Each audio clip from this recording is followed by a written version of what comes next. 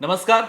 हरियाणा की भिवानी महेंद्रगढ़ लोकसभा सीट अब से कुछ घंटे बाद जब वहां पर मतदान होना है तो धर्मवीर सिंह बीजेपी के, कांग्रेस के राव दान सिंह और जेजेपी के राव बहादुर सिंह, इस त्रिकोणीय मुकाबले में किसका पलड़ा भारी है, जातिगत समीकरण किसके पक्ष में है, वहां पर जो चुनावी गणित बनता हुआ दिख रहा है, जाट वोटर जिस कंफ्यूजन में फंसा हुआ है कि आंदोलन की वजह से, बीजेपी से जो नाराजगी है उसकी वजह से कांग्रेस का साथ दिया जाए, या फिर बीजे अगर कांग्रेस का साथ देते हैं तो फिर जाटों के हाथ से भिवानी महेंद्रगढ़ लोकसभा सीट जा सकती है। बाकी का यहां का जातिगत गणित क्या है यह सबसे पहले समझिए।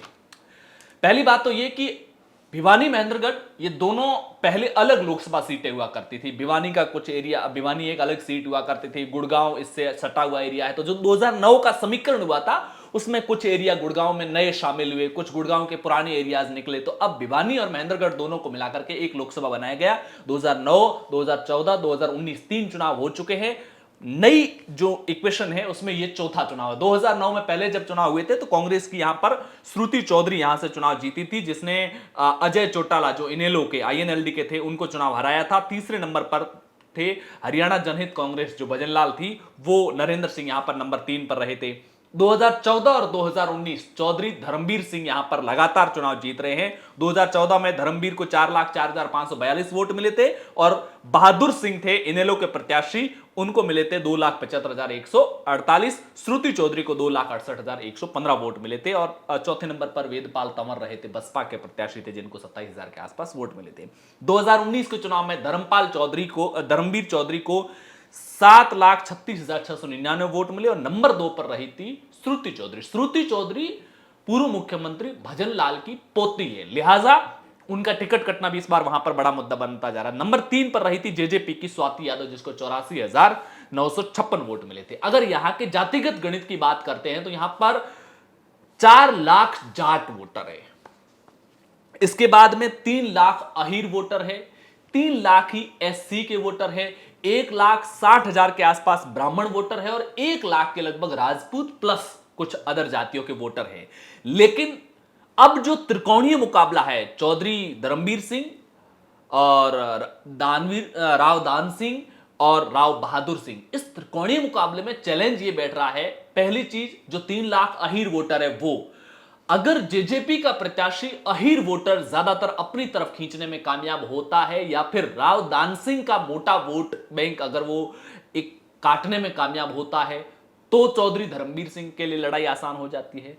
दूसरी चीज, राव दान सिंह के सामने एक बड़ा चैलेंज यह है कि किरण चौधरी और श्रुति चौधरी खुलकर के मैदान में नहीं है। उनकी नाराजगी एक बड़ा मुद्दा बनता जा रहा है, क्योंकि श्रुति चौधरी 2009 में यहां से सांसद बनी थी, 2014 और 19 में वो चुनाव लड़ी, हालांकि वो जीत नहीं पाई थी और इस बार भी वो दावेदारों में थी। टिकट कटने से वो नाराज बताई जा रही है। यह कहा जा रहा है कि श्रुति चौधरी, भूपेंद्र हुड्डा ने श्रुति चौधरी का टिकट कटवाया और राव दान सिंह को टिकट दिलाया। राव दान सिंह इस समय विधायक भी है महेंद्रगढ़ से।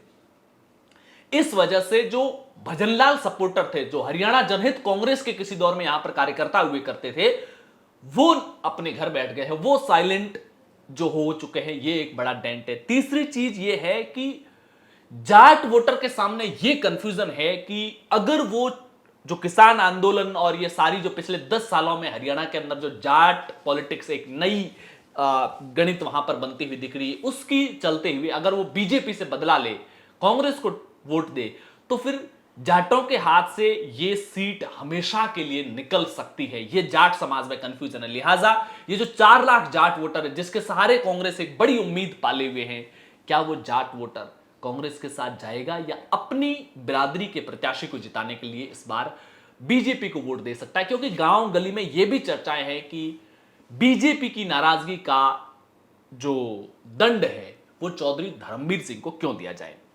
2009 के परिसीमन में जब यह सीट बनी, उससे पहले के अगर गणित देखे जाए तो 1977 से 2004 तक यहां पर 10 बार चुनाव हुए, उसमें से 4 बार कांग्रेस जीती।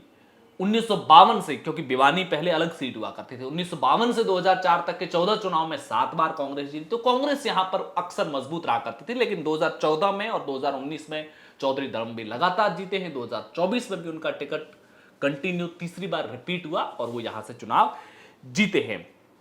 एससी का वोट यहां पर 18.6% के आसपास है। इस एरिया में आने वाली अगर 9 विधानसभा सीटों की बात करते हैं तो उन 9 विधानसभा सीटों में लोहारू, बाडड़ा, दादरी, भिवानी, तोशाम, अटेली, महेंद्रगढ़, नारनौल और नांगल चौधरी, ये 9 सीटें हैं। इन 9 सीटों में से 5 सीटें इस समय बीजेपी के पास में हैं। 2 सीटें तोशम और महेंद्रगढ़ ये कांग्रेस के पास है। महेंद्रगढ़ से राव दान सिंह खुद विधायक हैं। 1 सीट जेजेपी के पास बदरा है और निर्दलीय एक दादरी से विधायक है। ये वहां की जो विधानसभा सीटें हैं उसको लेकर के हैं। मतदान में चंद घंटे का समय बचा है। आपकी क्या कुछ राय है, यहां से कौन चुनाव जीतेगा? क्या राव दान सिंह चुनाव इस बार जीतने में कामयाब होंगे या चौधरी धर्मवीर जो है वो लगातार यहां पर तीसरी बार जीत करके हैट्रिक लगाएंगे?